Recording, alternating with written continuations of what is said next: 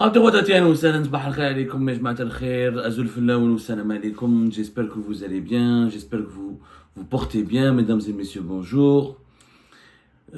Souvent, régulièrement même, ce qui est frappant chez les dirigeants du régime Tebboune, c'est leur hypocrisie, leur grande hypocrisie qui est produite ou là, qui fait la suite au décalage entre leurs propos, entre ce qu'ils disent, ce qu'ils affirment, et ce qu'ils font réellement sur le terrain, notamment dans leur vie privée, dans leur vie professionnelle. Et l'une des métaphores, ou l'une des images, ou l'un des dossiers plutôt qui illustre la grande hypocrisie des dirigeants du régime Tebboune, c'est la fameuse lutte contre la corruption. Le régime Tebboune, ses dirigeants, ses ministres, ses collaborateurs, ses proches font comme Tebboune de la lutte contre la corruption leur disque préféré, leur chanson préférée qu'ils diffusent à longueur de journée en essayant de faire croire à la population algérienne que eux ils sont très propres et que leur seule volonté, leur seul souhait à eux est de nettoyer le pays des résidus de la Aïsaba. C'est la Aïsaba, la bande, la fameuse Aïsaba, t'as les oligarques, les hommes d'affaires véreux qui sont rattachés au régime de Bouteflika. Eux donc ils sont monsieur propre. Et tout ce qui est lié au régime, tout ce qui était lié au régime de Bouteflika, c'était des corrompus, des véreux, des salopards, des personnes qui détournent de l'argent. Vous connaissez, je pense, ce disque qui est devenu rayé, mais malheureusement, au-delà du mensonge, c'est aussi, il y a une réalité, c'est que les dirigeants du régime Tebboune, souvent, malheureusement, comme la presse algérienne n'est pas libre, comme il est très difficile maintenant de parler sur place, de faire des enquêtes sur place, et heureusement que nous existons, heureusement qu'il y a encore l'Algérie Part, que nous sommes à l'étranger, qu'on peut travailler, qu'on peut œuvrer pour la défense de l'intérêt général, qu'on peut faire des révélations, qu'on peut faire des enquêtes, et bien la réalité cachée, dissimulée, dévoile que les dirigeants du régime Tebboune sont 1000 fois plus corrompus que les résidus de la Aïsaba, ou là, que les partisans de la Aïsaba, ou là, que les membres de la Aïsaba du régime de Bouteflika. Je vais vous prendre aujourd'hui un exemple concret d'un ministre qui s'appelle Ali Aoun, dont j'ai eu déjà l'occasion de parler. Ali Aoun, qui est ministre de l'Industrie et de la Production pharmaceutique depuis le 18 mars 2023. Rappelez-vous, le 16 septembre 2023, on a diffusé un direct sur notre chaîne YouTube, dans laquelle on a fait des révélations sur Ali Aoun. On a dit le dangereux dirigeant que Tebboune veut imposer comme Premier ministre. En septembre 2023, Ali Aoun, il a une certaine proximité avec Abdelmadjid Tebboune et son entourage. Il était l'un des ministres les plus appréciés à l'époque de Abdelmadjid Tebboune. Il est toujours l'un des piliers du système du régime Tebboune. Abdelmadjid Tebboune voulait faire de lui un Premier ministre, alors c'est quelqu'un d'instable, psychiquement déjà. Il est dépressif, il a une maladie. En plus, il a un bilan catastrophique, il a un parcours troublant, et il a des pratiques encore plus graves et des pratiques de mauvaise gestion qui ont suscité des dysfonctionnements graves dans le secteur de l'industrie lui-même. Quand vous voyez ces déclarations, يهضر على العصابة ولا la corruption, la mafia des importateurs, où il parle du patriotisme, où il parle de son engagement pour le développement du pays, où il dit que nous sommes l'Algérie, une nouvelle Algérie, nous sommes en train de construire une Algérie propre, un développement industriel. C'est un ange. Ali Aoun يا جماعة الخير. Il était auparavant ministre de l'Industrie pharmaceutique en septembre 2022 jusqu'au mars 2023. À partir de mars 2023, il est devenu ministre de l'Industrie et de la Production pharmaceutique. Parce que M. Tebboune, il a eu le génie, au départ, jusqu'à 2022, de créer deux départements différents, la production pharmaceutique et l'industrie.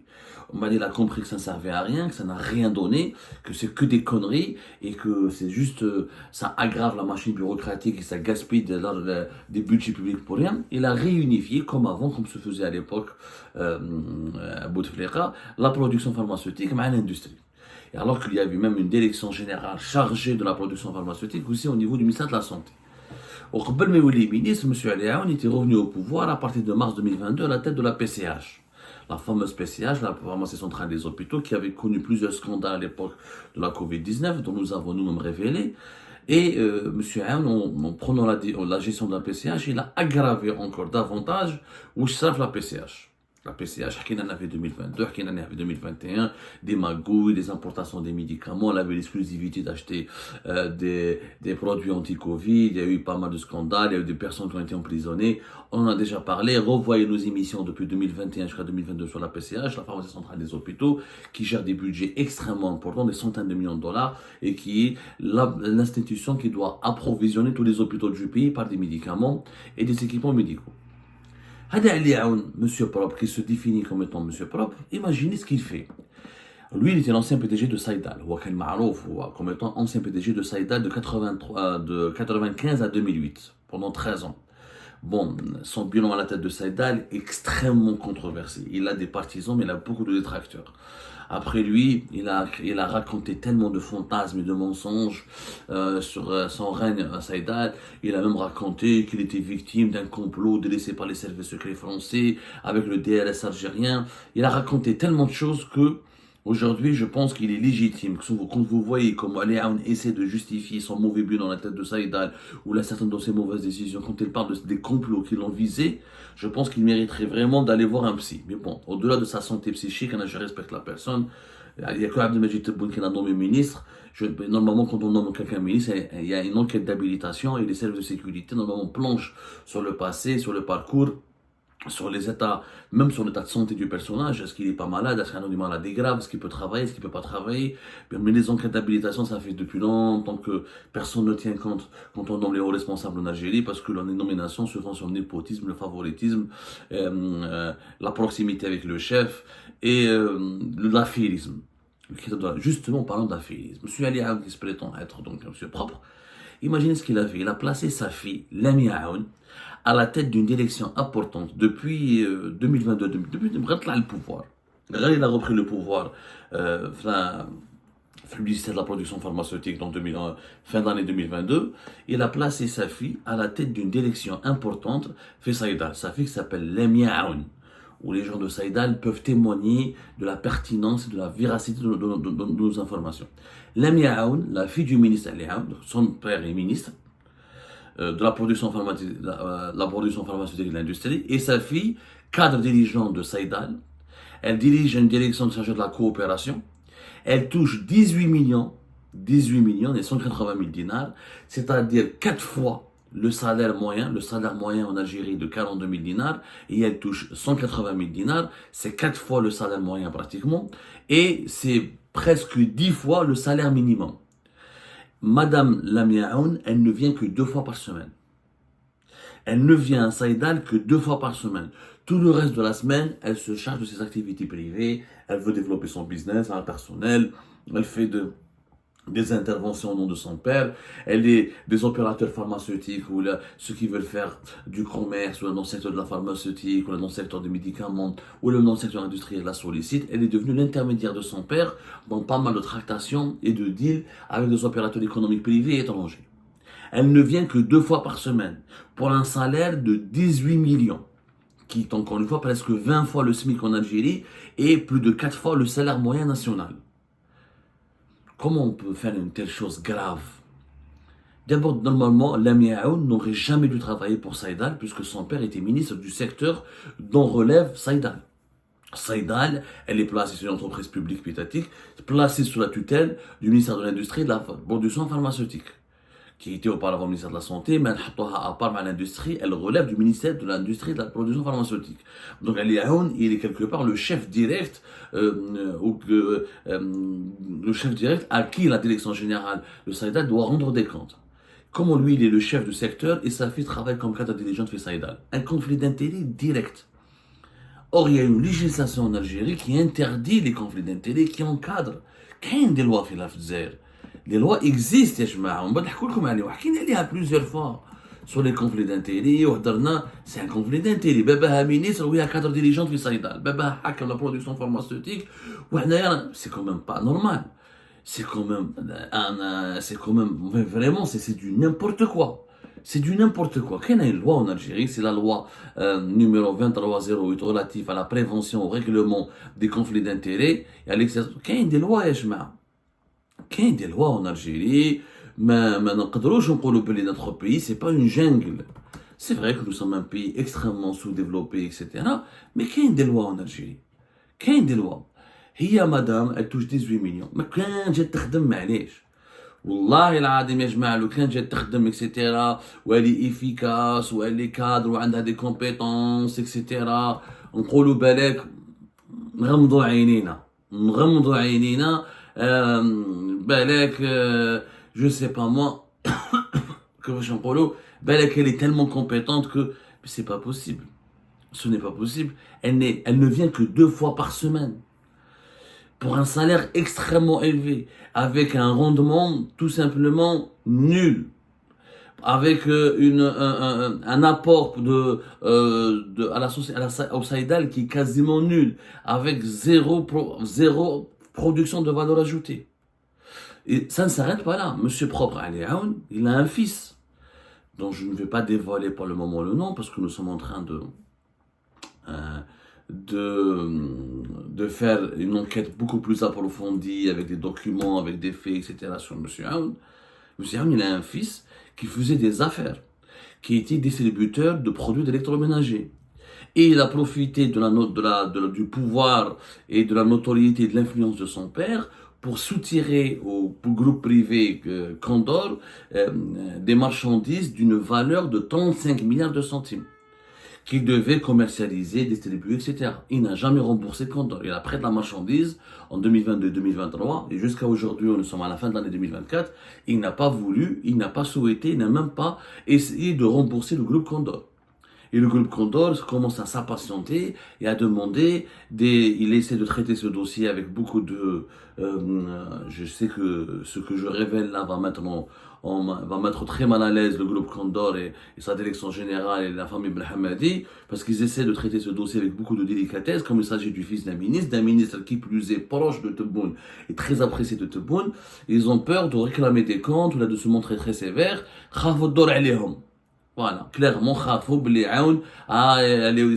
le fils de Ali Aoun va actionner son père pour se venger se venger ou là pour torpiller ou là pour imposer des représailles au groupe Condor. Donc le groupe Condor, ils essaient de trouver une solution.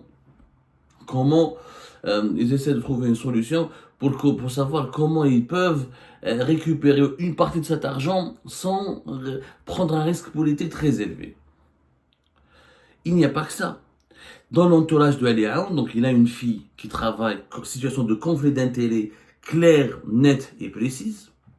Il n'y a rien à dire, ya Jama'at al-Khair.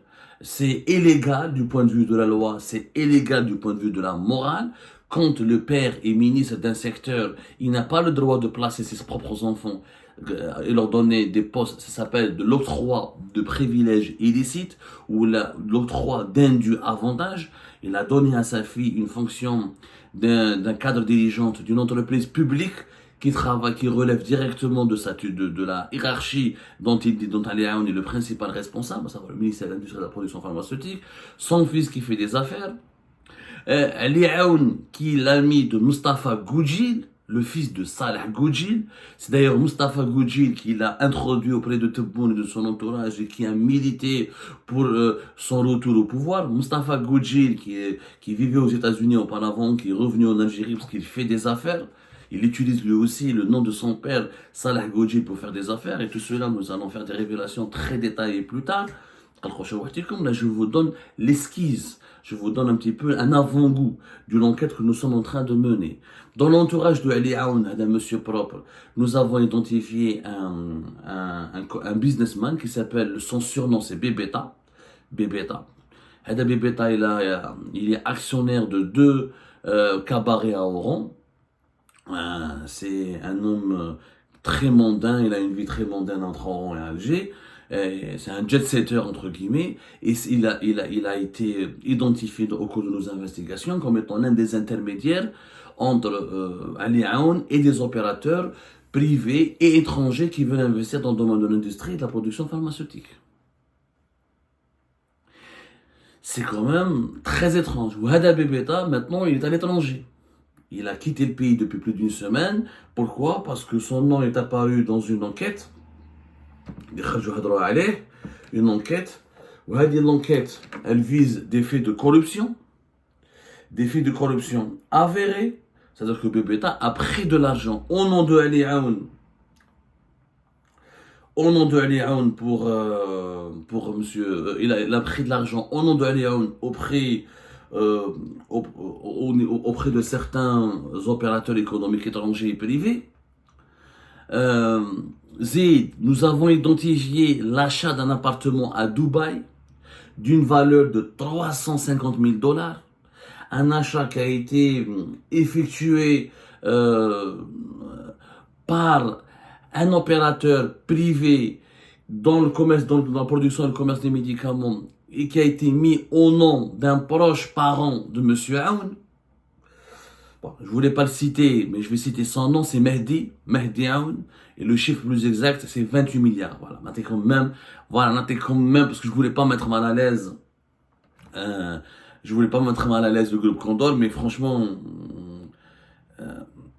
il était temps de dire des vérités. Il a pris 24 milliards de marchandises qu'il n'a pas voulu rembourser, qu'il n'a pas encore remboursé, il a pris des marchandises, il les a distribuées, il les a vendues, mais il ne s'est pas acquitté de ses factures, Monsieur Mehdi Aoun. Donc, les proches de Monsieur, il y a des businessmen, des proches de Mehdi Aoun, ont procédé à l'achat d'un appartement de 300 000 dollars à Dubaï, qui a été mis au nom, le titre de propriété, il a été mis au nom d'un proche parent de la famille d'Ali Aoun. Donc, il y a plein d'éléments troublants comme ça, que nous avons identifiés au cours de notre enquête, qui malheureusement démystifient Ali Aoun, qui prétend être encore une fois un monsieur propre, alors que lui, son entourage familial et ses connexions. Un businessman dans les cabarets, qui parle en son nom et qui raquette des opérateurs privés étrangers. Sa fille, Lamia Aoun, à la tête un poste important au sein de Saïdal et qui touche un salaire extrêmement élevé de 18 millions et qui vient uniquement 2 fois par semaine, maximum 3 fois, mais je pense que depuis notre émission maintenant, quand nous allons diffuser notre émission, elle va essayer de venir plus souvent quand même, sans aucun apport, sans aucune valeur ajoutée pour l'entreprise, et qui essaie elle aussi de faire des affaires en parallèle, en utilisant l'influence et la fonction de son père. C'est quand même Mehdi Aoun, et ses mésaventures, ou ses relations, et comment il est en train de prendre de l'argent à Condor, de prendre des marchandises, du matériel à Condor, sans rembourser. Et bien sûr, comme il est le fils du ministre Ali Aoun, l'un des ministres les plus proches, les plus choyés par Abdelmajid Tebboune, Condor a du mal, donc encore une fois, comme je l'ai dit au début, à traiter cette affaire avec sévérité, ils ont peur des représailles. Et encore, je ne dis pas tout, je préfère ne pas tout dire, Yajma'ad al-Khair. Je préfère ne pas tout dire. Parce que même concernant les biens immobiliers à Dubaï, des proches ou des membres de la famille Ali Aoun, il n'y a pas qu'un appartement. D'autres sources nous ont évoqué un deuxième appartement. Nous sommes en train de vérifier tout cela. Mais pour le moment, il y a suffisamment d'éléments, comme c'est le cas avec Lamia Aoun, comme le business suspect et les avantages illicites obtenus aussi par Mehdi Aoun dans son domaine, la proximité avec Mustafa Goudjil, le fils de Salah Goudjil, tout ça, ça nous dessine une galaxie mafieuse. Il n'y a absolument rien à envier, la Isaba de Bouteflika n'a absolument rien à envier à la Isaba de Ali Aoun. Et pourtant, tu vas dire Ali Aoun, il se la machine à laver. Tellement il est propre, c'est lui la machine à laver. C'est lui qui blanchit tout. En fait, oui, c'est une machine à laver, il blanchit, mais pour le blanchiment d'argent. Pas pour le blanchir. Il ne blanchit pas pour moraliser la gestion d'un secteur important. Quant à sa gestion, je vous donne un exemple. Il n'y a rien qui fonctionne. Mais il n'y a absolument rien qui fonctionne. Il n'y a pas un industriel algérien, il n'y a pas un industriel étranger qui ne se plaint pas de M. Ali Aoun. Les blocages, la gestion de ses humeurs instables, sa bureaucratie encore plus lourde et plus compliquée qu'avant, les obstacles administratifs qui sont beaucoup plus compliqués qu'avant, et tous les projets dont parle M. Aoun ne sont pas ces projets, encore une fois. Par exemple, le projet de la production de l'insuline, d'Abou Farik, qui a été fait par le groupe danois Novo Nordisk avec Saïdal. Ça date de 2018 et 2019. C'est un projet qui date de l'époque de Bouteflika. Et là, j'aimerais bien que Ali Aoun nous montre une usine, un projet industriel qui a été fait sous son règne sous son règne, alors qu'il était ministre, sous son règne de ministre, depuis 2023 là, jusqu'à aujourd'hui, qu'est-ce que Ali Aoun a fait pour le secteur industriel algérien? Qu'est-ce qu'il avait pour l'industrie algérienne? Absolument rien. Encore pire, il a pris certaines décisions qui ont aggravé le malaise dans le secteur industriel public. Parce que malheureusement, l'industrie en Algérie est dominée par le secteur public. En ce qui concerne les industries lourdes, par exemple, le groupe Imetal, le groupe public Imetal spécialisé dans les industries métallurgiques et leurs dérivés, eh ben, il a installé à la tête du groupe Imetal, preuve de l'incompétence et de ces fonctions inimaginables. Ça s'est passé quand mais ça s'est passé en avril 2024, début avril 2024. Il a pris un ancien d'Algérie Télécom, qui s'appelle Adel Khamman, qu'il a placé à la tête du groupe Imetal. Adel Khamman, c'est quelqu'un qui a toujours fait toute sa carrière sur Algérie Télécom. C'est un spécialiste de transmission, c'est un spécialiste de la téléphonie mobile, c'est un spécialiste de la téléphonie tout court, c'est un spécialiste de la télécommunication. Il n'a jamais connu ce que c'est que la sidérurgie, la métallurgie, l'industrie lourde. La tête de Imetal. Et depuis avril 2024, la mauvaise gestion des métals, elle est encore plus grave, elle est encore plus lourde, elle est encore plus, il y a encore plus de problèmes qu'avant. Ce qui est normal, je sais pas, c'est que vous prenez un dentiste, vous lui demandez d'aller soigner un animal. Un vétérinaire n'est pas un dentiste, le vétérinaire ne peut pas soigner un être humain. En économie, c'est comme ça. Un groupe de sidérurgie, il est clair qu'il est nécessaire pour lui d'être piloté par un manager spécialisé qui a des nuances dans la sidérurgie. Tu peux nommer un manager qui est peut-être issu d'un autre secteur, mais à condition qu'il ait suffisamment d'expérience dans le développement financier des groupes, etc., dans les investissements. Adel Khamman, il a toujours fait de la télécommunication. Ou j'ai boire de télécommunication, la sidérurgie. C'est comme si Algérie Télécom, j'ai boule à واحد كان في حجار. Vous développez Algérie Télécom. Ah, mais il y a le domaine. C'est deux secteurs complètement différents. Et des exemples comme ça sur les décisions et les dossiers qui sont gérés par Ali Aoun, ils sont très nombreux. Très nombreux. J'avais tiré la sonnette d'alarme. J'avais tiré la sonnette d'alarme. En septembre, déjà, j'avais tiré la sonnette d'alarme. ما حبوش يسمعوني. عبد الصمار قال لك ماشي مليح عنده بروبليم بيرسونيل. ما نعرفوش ان علي عون. Je n'ai pas de problème personnel avec lui. Moi, j'ai un problème qu'avec celles et ceux qui violent et qui souillent l'intérêt général de mon pays. Monsieur Ali Aoun est un danger pour le gouvernement, est un danger pour le développement de notre pays. Il est incompétent. Il est tout simplement inefficace. Il est déconnecté des réalités du pays. C'est quelqu'un qui a un très mauvais bilan. Non seulement il a un très mauvais bilan.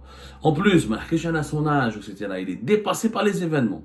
Je le redis, il est complètement dépassé par les événements. C'est un ancien, vieux manager, il est âgé aujourd'hui de presque 79 ans, le même âge que Abdelmajid Tebboune. C'est quelqu'un qui n'apporte absolument rien de bon et d'utile pour l'industrie ou le développement industriel de notre pays. En plus, il baigne dans des affaires de corruption. Il n'est pas propre. Il est aussi sale que les résidus de la Saba du régime de Bouteflika que nous avons dénoncé, que vous avez dénoncé. Quand on a une fille, quand on place sa fille, on donne des avantages et des privilèges illicites à sa fille, et on la place, on lui donne 18 millions de salaire pour un poste de salaire où elle travaille pas pratiquement jamais, et quand on facilite les affaires de son fils dans le secteur de l'électroménager, et qu'on met à son service, à sa disposition, toute son influence politique et sa proximité avec le président de Majid Tebboune, c'est qu'on est corrompu.